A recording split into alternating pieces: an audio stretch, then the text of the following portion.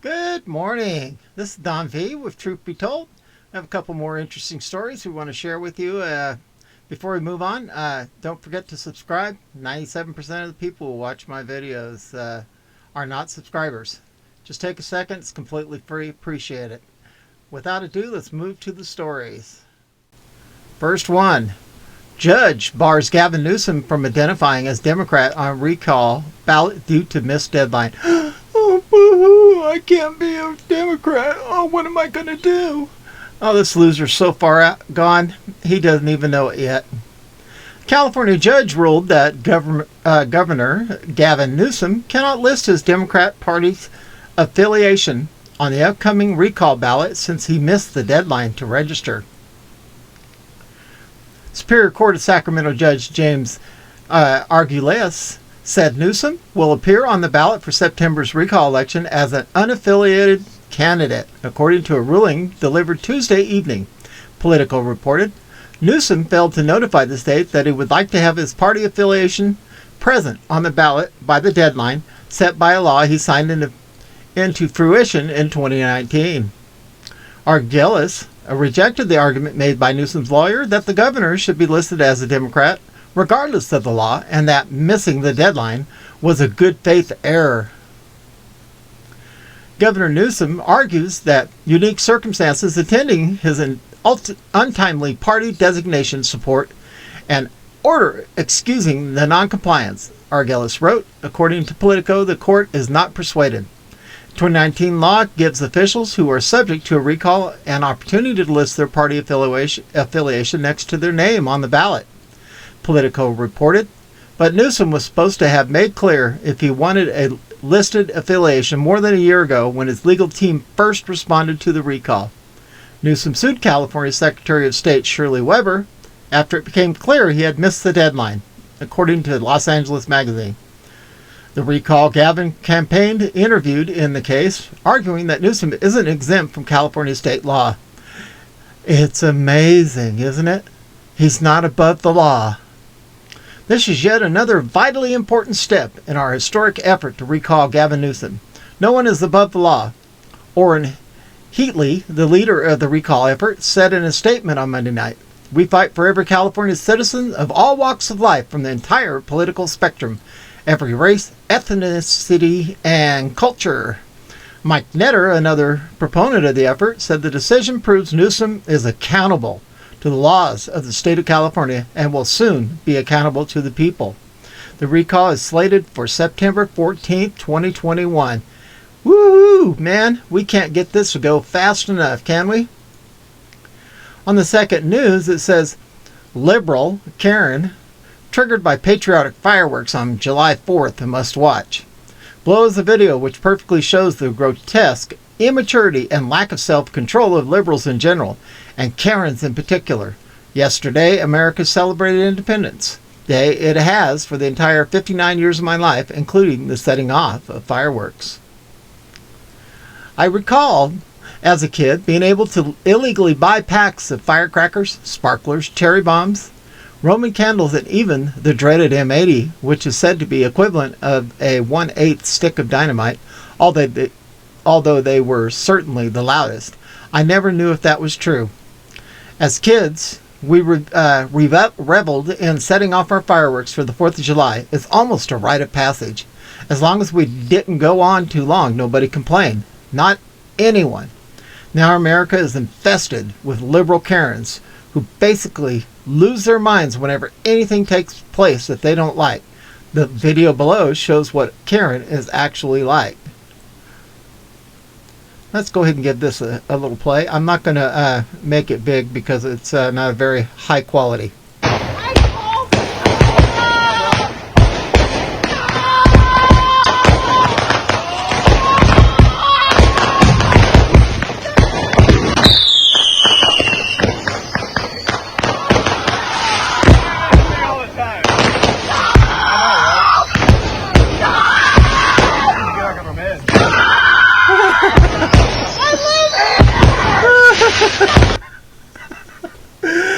How old is this woman? Is she 2 years old? She looks like my son when he was 2 years old, having a cow about a candy bar or something stupid. Now, for the record, I am a personal opinion that there is something mentally wrong with this woman. She came out and made clear she had already called the cops, and so why wasn't that good enough? Why the temper tantrum? The screaming? Exactly. Oh my gosh. All right, moving on to the next one. Michigan legislature is about to limit Gretchen Whitmer's power as governor. Oh, she doesn't have unlimited power anymore. Michigan might soon have some checks and balances restored to its legislature over a year after the current governor of the state overstepped her authority. The really awesome part of this is that the law she abused will be taken off the books for good, without a veto threat, and no governor in the future will be able to use it. Woo! This is a good thing, no matter if it is a Democrat or a Republican in the governor's mansion, and will prevent the people of Michigan from getting abused. Back in March of 2020, the 49th governor of Michigan, in reaction to COVID-19 being blared as the greatest threat since the latest greatest threat we faced, used a rare law to basically shut the state down. The Emergency Powers of the Governor Act of 1945 gives the Gov superpowers to protect the citizens from things we would normally do on an everyday basis. Here is the wording of the 45 Act. Section 1 of Article 5 of the Michigan Constitution of 1963 vests the executive power of the state of Michigan in the governor. The Emergency Powers of the Governor's Act of 45 PH 302, as amended, it provides that during times of great public crisis, disaster, rioting, catastrophe, or similar public emergency within the state, the governor may proclaim a state of emergency and designated the area involved. The state of emergency ceases upon declaration by the governor that the emergency no longer exists. These powers can be extended, but only if the governor gets the legislature's approval after 28 days. Whitmer, at the end of April of 2020, decided she didn't need the legislature's approval anymore and just ended the previous emergency's declaration and then signed a new one, good for the next 28 days. She is crafty, isn't she? The Whitmer administration was sued for this, and in October of last year, the Michigan State Supreme Court told her she was in violation of the law and to knock it off. She found another way to act like the Fidel Castro of the Great Lakes state, but the voters of Michigan decided to make sure she is never tempted to use this law again. Here's why they did. From the Detroit Press. A law that Governor Gretchen Whitmer used extensively to address the coronavirus pandemic could be repealed as early as next week after the Board of State Canvassers certified a petition drive Tuesday. The board voted 3-1, with one of two Democratic board members absent, to certify the Unlock Michigan petition to repeal Emergency Powers Governor Act of 1945. Earlier, the board deadlocked 2-2 along partisan lines on whether to certify the legislative initiative, but Unlock Michigan appealed to the Michigan Supreme Court, and the court ordered the board to certify, saying the group had clearly collected more than just over 340,000 valid signatures required by state law. The group Unlock Michigan collected over 300,000 signatures to demand the Michigan State Legislature repeal the 1945 law that Whitmer had originally used. Under another Michigan law, citizens can draft language on a petition to send to both chambers of the Michigan legislature.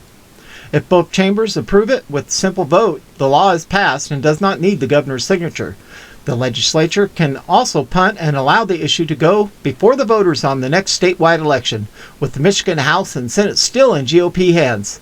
This could happen by the end of the month, and Governor Whitmer will no longer be able to scratch her authoritarian urges with this law. I should note that Unlock Michigan not only drafted the language for this and collected the signatures for it, but they also had to fight with the Secretary of State to get a signature approved.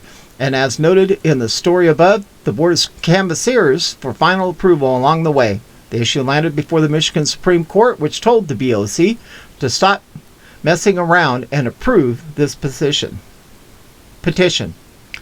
Now that this law soon will no longer be able to be abused by any governor of the state, Unlock Michigan has its sights set on the power Whitmer used by having the Michigan Health and Human Services do her dirty work of enforcing draconian COVID-19 restrictions.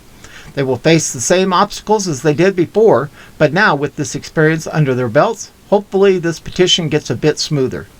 People of Michigan deserve another win after what this administration has done for the past 16 months.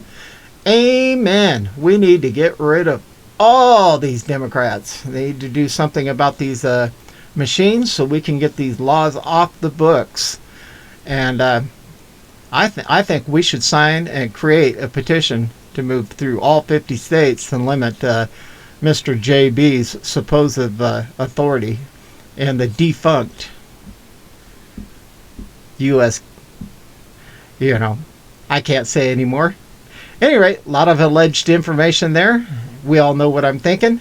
This is Don V with Truth Be Told. Please remember to subscribe, and we are out of here.